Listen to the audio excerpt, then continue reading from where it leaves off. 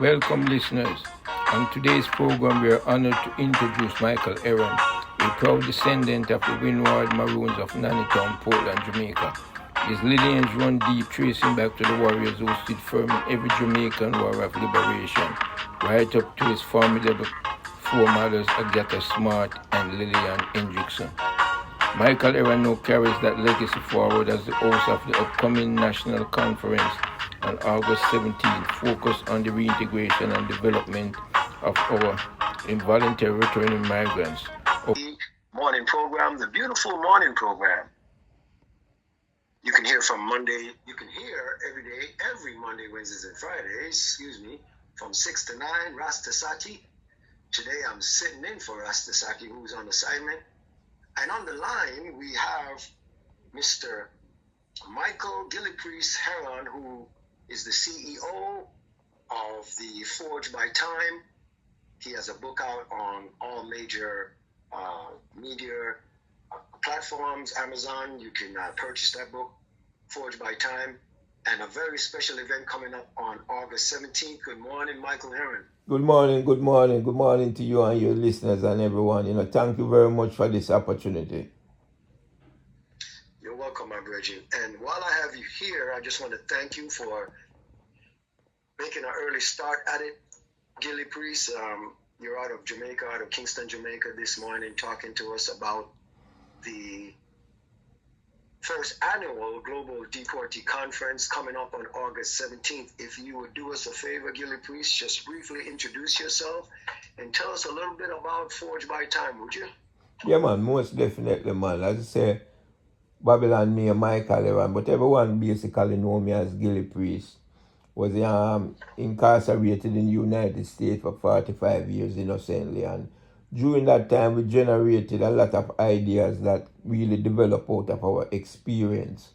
And one of that is the lack of support and the basically the stigmatization that people find themselves when they get deported to Jamaica from whatever country they may have been incarcerated in. Some people that got deported has nothing to do with even incarceration, but they may have been just deported because of some civil violation, like did not regulate their documents or overstay their visa in a foreign country. But anyway, once you get deported and come to Jamaica, you get lumped and stigmatized as deported, and you get categorized by the general population as if you are some type of a criminal. So upon returning to Jamaica, we have decided to initiate a for-profit organization, and there's a specific reason why we did a for-profit organization, but that can be explained later. Name of it is Forge by Time Limited, and what we are trying to do is to organize resources where we can meet people where they are once they get deported to Jamaica in terms of health, housing, employment, and such. So that's it basically in a summary. And tell us again, Gillie, this conference coming up on August 17th. And by the way, just so you know, Gillie, we're going to invite you again on Thursday of this week. Yeah, man. Which will be July 17th. Yeah. And that will be exactly 1 month out from the conference. Definitely. Yeah, so give us a little bit more background, Gillie Priest, on the essence, on the importance of this upcoming conference on July 17th. All right. Well, to kind of put things in a context is this. A lot of people get deported because of the stigmatization. Them live in the shadows, meaning that they're dealing with people, they have relationship with people, they're dealing with employment and stuff like that. But them have to hide it from the general population that they are deported, else they will be penalized, they will be fired, they will be denied access to resources and stuff like that. And in a conversation that I had with you earlier, you kind of give me the right word. You said this is like an internal refugee status, where people come home and if once them know that you are deported back home to this country, you get stigmatized and isolated and you have access to nothing. So Forge by Time is coming up with this, putting together this conference schedule for August 17 at the Simon Boulevard Cultural Center, which is located in downtown Kingston at 10-12 North Parade. That's close to the landmark theater, War Theater. And what we are trying to do is to bring in people who are not really bashful of coming out and identifying themselves as the voter, bringing them in alliance and in liaison with members of society, the Jamaican Council of Human Rights, for example, different government agencies, so they can be informed of what is legally beneficial to them, what they should have access to improve themselves once they come to Jamaica, to create a type of seamless reintegration back into society, and to alleviate a lot of the fears that they are facing, the stigmatization. Because once the society and once them go look at employment and people know so them is deported, like I said earlier, them is being denied.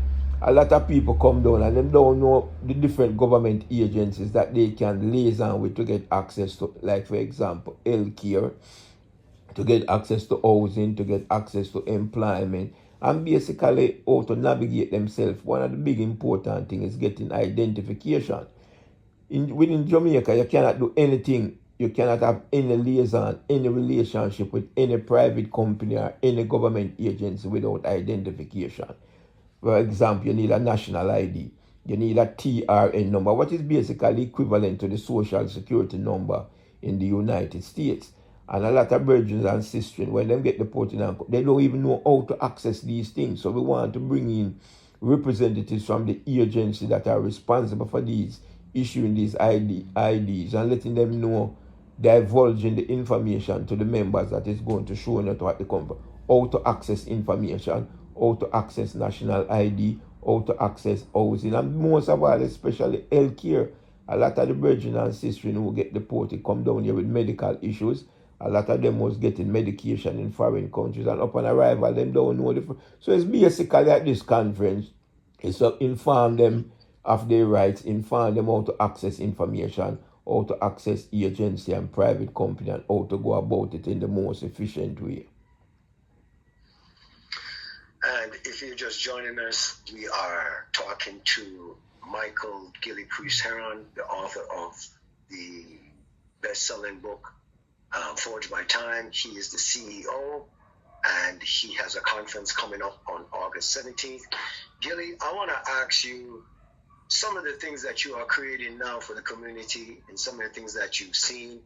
I want to ask you, were some of those things not in place that made an impact on you, why you are going the route you're going? I want to ask you that coming up right after this message.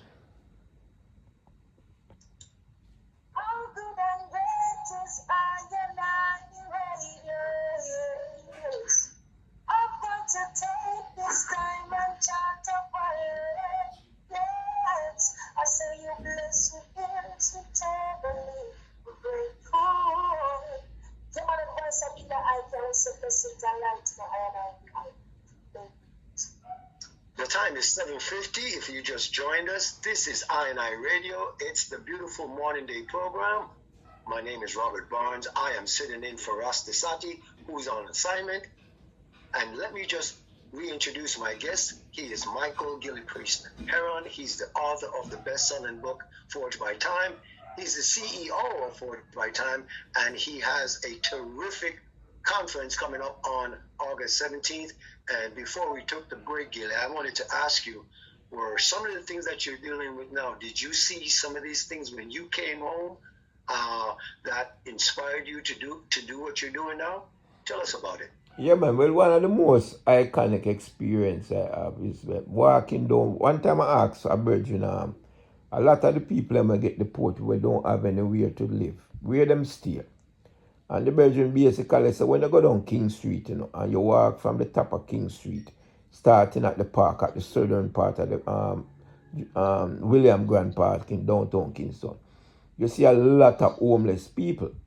But until you speak with them, when you talk to them, that's when you find out that a lot of them are deportees. They come to Kingston, they land at the airport, they ask the government, they inform government that receive them, that they have no way to say. Basically, the government tell them this, boy, we don't care what you have to say, you have to just leave the airport property. So what them do, based upon general information that they may have received before they came down, or they may receive it once they leave the airport, them tend to congregate up on King Street at the bottom of King Street, starting from South Parade. So when I went down there one day and look, I see a bunch of homeless people. And by just holding general conversation with them, I find out that a lot of them are deportees. There was one iconic lady that really stood out in my mind when I had a conversation with she. She had a perfect British accent. So I just decided, let me talk with her a minute. And she told me that she left Jamaica as a child, got deported, no one in Jamaica, no family members, no friends. And she just living on the street. And she was a school teacher for over 30 years in England. So them things that kind of strike me, you understand? Me meet a couple other individuals when we hold conversation with them living at the park. From them come, them don't get any medical care, them don't get access to any medication. I've inquired about even people that I knew from back when I was imprisoned in America. And when I ask them about such and such a person, them people are dead, them people they get heart attack, them people they get stroke.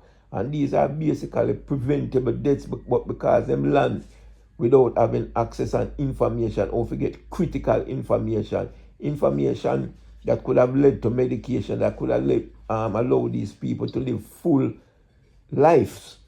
So with them things that kind of strike me, and most of all, me and me brethren and sisters that come down here get employed, and once the employee discover that them was deported, and even though this is illegal in Jamaica, because these people don't have no type of criminal record in Jamaica, but because of the stigmatization, these people got discovered, and once them discovered that them deported, them fire them. But them cannot fire them by telling them they are firing them because they got deported or because they have a criminal record in a foreign country. The euphemism that they use is basically that you should have told us that you were a deportee, or you should have told us that when there is not even a question pertaining to that on the application form. Those questions may not have came up during an interview, but because of the stigmatization and the anxiety and the especially the stigmatization that a lot of people who got deported were committing crimes in Jamaica at one point, and some of that may have been true, but that does not justify a generalized discrimination. So them they are the personal experience and what people share with me and what me witness myself and make me realize boy, something has to be done. Someone has to become the face of the people who has been deported. And I have made that personal decision that I will become the face. I will be the one that step up and highlight these national issues that's what I consider as national issues that should be of concern to all concerned citizens and civic organization and political organization in this country. So Forge by Time was brought into existence to be the face and the organization level for this concerned citizen, this isolated group, this most discriminated group of people within the Jamaican society, and we hope to fulfill this mission and more. In hoping to fulfill the mission and more, Gillie Priest, let me ask you a question. There's a video of you on YouTube, and I saw that video, I want to say last year around this time. Yeah. And you kissed the ground as you exited the airport. Oh, yeah, man. What was that about? Yeah, man. Well, this basically, when me did exit the prison system, because it was like if you lack a better term, a great event when I was walking out of the prison system, because my walking out, my freedom became a very symbolic moment for all those who are still incarcerated, those brethren and sisters who are doing life sentence, who are doing 50, 60, 70 years in prison. So basically, upon exiting the prison system, them keep a lot of chanting for me and a lot of services and holy party. Both prisoners and other people will deal with the prison system. And one at the time moment when we'd have a reason, the brethren, them ask the person, say, boy, when you reach home, brethren, would I like you to kiss the land of a bird for me, because we don't know when we will be able to do it. And in me doing that, then we really feel some type of connection with me acting as an intermediary between them and the land of Jamaica, So that was a firm commitment that I made to the brethren. Them were a firm commitment that I intended to keep. And when I landed at the airport, I did. And it is very symbolic of our wants and of our needs and of our desire to return home to help build our country, to return home to be a part of the development of taking place in this country. Because one of the things we like to say, which is very iconic to that moment when I man kissed the ground. You see, there are a lot of the brethren them when we left in the system. And also the sister in them were incarcerated, Jamaica and them were incarcerated throughout the world. I feel with 4 parents fight for the liberation of the country, I know. And still we are bear the brunt of the struggle in this country, both adverse and in every other way how it may be identified. So it was very important for me to fulfill that mission of kissing the ground, not only for myself, but for all the brethren them and sisters them when we did make that commitment there to you. So acting as an intermediary between them and them wants and the land of them dream and the land of them birth, you know. You know, that is so important what you just said, because it's almost like fulfilling the promise of an entire generation. Yeah, man, because it's almost, yeah, go ahead. Yeah, it's almost fulfilling the promise of folks who couldn't do it themselves. As you said, you were an intermediate in fulfilling that promise to the brothers and the sisters. The time is 7:58. You're tuned to I Radio. This is the beautiful morning program. I'm Robert Barnes, sitting in for Rasta Sati, who is on assignment. Good morning, good evening, good afternoon, wherever you are. Let me just reintroduce my guest this morning. We're talking to Michael Gillie Priest Heron. He's the author of the best-selling book, Forged by Time. You can check it out on all your major platforms, Amazon. And he's here with us online, calling from Kingston, Jamaica. And we thank him for rising up at such an early hour to have an in-depth conversation with us about the very important first annual International Deportee Conference coming up on August 17th. We're going to get back to our conversation with Gillie Priest. I just want to remind you that we'll be here until 11 today, and it's all in commemoration of Pan-Africanism. We're coming up to a break. We're going to ask you, Gillie, to hold tight for 1 second or two. Yeah, man, most and definitely. We'll return after these brief moments. We'll return after these brief messages. Hi, 102.3 WIDT and WWRG 99.7. WPRO 105.3. Good morning, good afternoon, good evening, good night, wherever you are in the world. We'd like to welcome you to I Radio. You're tuned to 102.3 FM WEXI Miami-Dade Broward. This is the beautiful morning day program. I am Robert Barnes, sitting in for Rasta Sati. Let me just reintroduce my guest, Gillie Priest, Michael Gillie Priest Heron, the author of the best-selling book, Forged by Time. He's the CEO of Forged by Time, and he has a wealth of information leading up to this conference on August 17th. Gillie Priest, once again, good morning to you. Morning, and thanks for the invitation, you know. Always welcome, my brother. And just so you know, again, we'll have you on again on Thursday, which will be the 17th of July, which will be exactly 1 month before the conference. So, Gillie Priest, tell us, how is it going with the conference? How's it going with the organization of the conference? Well, basically, it is a learning experience to me because at the length of time I was imprisoned in the United States.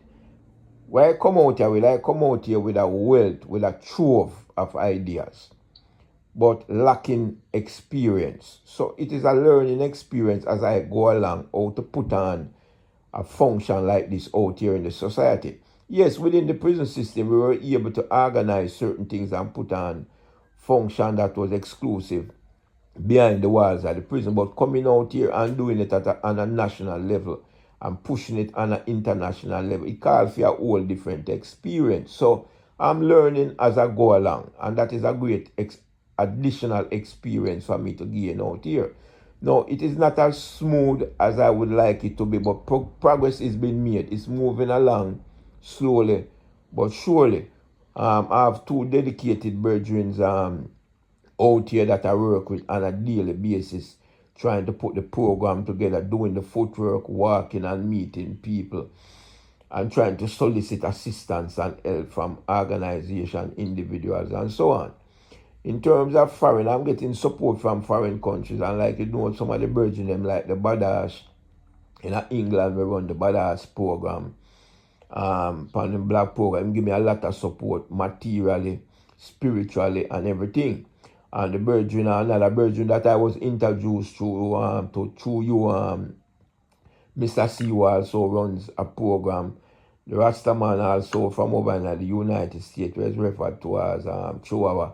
You yourself, Mr. Robert Barnes, has given me assistance in every way possible, which I really appreciate. And this program that I'm giving access to is a reflection of the assistance that I've been given. Another virgin in France by the name of Abdul, he also give assistance. So we are getting assistance from quarters, and to be honest with you, without these assistants, this program would not be possible, regardless of all the great ideas that I may have been able to generate among myself and other brethren and sisters within the foreign system, getting support. And I tell you too, you know, I am in contact with some brethren where incarcerated, both in America, right here even in Florida, I'm in contact with some brethren incarcerated in the I think them in the state system in Florida. Me have contact with brethren in the prison system in New York. Me in contact with brethren in the prison system right down here so in Jamaica. And that are the part of the thing where we reinforce my belief that the whole deported issue is inseparable from the imprisonment of Jamaicans all over the world, including right here in Jamaica. So the force by time limited is not only to assist and clear the path for people that's getting deported from foreign country, but to also assist people who are presently incarcerated anywhere in the world, and even more so right as in Jamaica, where people really basically incarcerated under some barbaric condition. You have a man right there who spend 50 years in a prison down here, and he never even get a trial. He just lost in the system. So even though them compensate him with I think 120 million Jamaican dollar, whatever that may work out to be in a Jamaican currency, the man wastes 50 years of life without a trial, without being sentenced, without being convicted. So them think they're not divorced from those of us who is getting deported, because we face basically the same stigmatization. So this organization, like we said, it gets support. We need more support. That's one thing where we need. We need more support. We need moral support. We need ethical support. We need spiritual support. We need financial support, because this guy also give me the opportunity to touch upon one thing. Is that even though I was encouraged to start a non-profit organization, I wasn't inclined to do that. And I never come out of the system inclined to start a non-profit. So what we basically do with Forge by Time is to start a for-profit organization where we can think in terms of creating employment, to start in industries for ourselves, to go into agriculture, to get land, to be able to purchase land or get land donated to us. And that is something where we are really asking someone to consider, or a group to consider, where we can get access to use land to start farming. So when these brethren and sisters come down, we can give them employment within the skill set that them have. So Forge by Time is taking on that gigantic role, both for people getting deported, both for people presently incarcerated. And even right now, we are with the limited resources or non-existent resources that we have still helping people who are presently incarcerated, both in Jamaica and in foreign countries.